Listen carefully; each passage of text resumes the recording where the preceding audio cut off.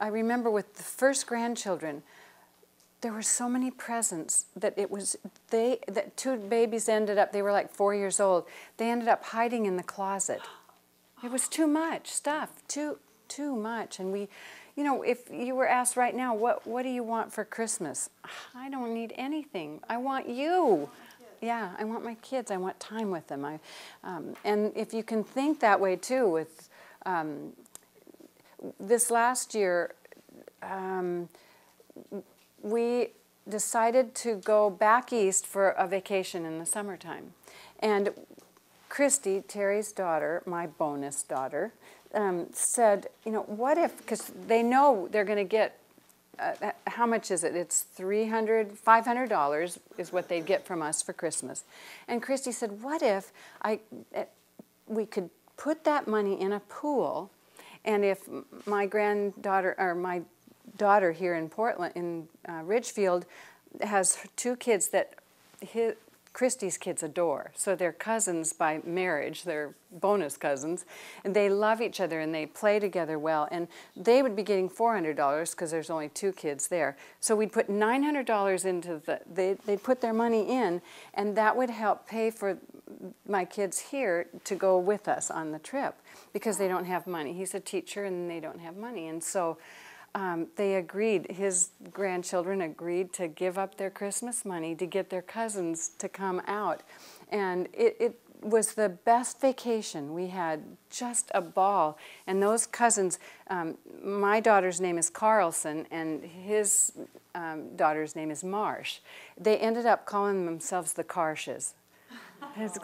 And they were inseparable, the five of them.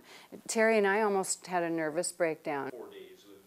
At one point, Terry and I were taking all five of them up to the Empire State Building, and Christy has a height issue. She doesn't like to go in tall buildings. So we said, we can do it. You know, instead of before on every trip, we had Christy and Ted and Terry and me with the five. This is going to be Terry and me and I with the five. I with the five. And so Terry said, it was his idea, you lead, because it's just straight. If I had to make any turns, I couldn't do it. But you lead 8 blocks from our hotel. City blocks. Yeah. And you lead, and I'll take up the rear, and the 5 in between. And they went from 8 to 14 years old. And so, and we have one kid who is the adventuresome one, and it was always like, where's Kyle? You know, and he'd sometimes hide. It was to get attention too, but he was where is he? And he can run like a horse.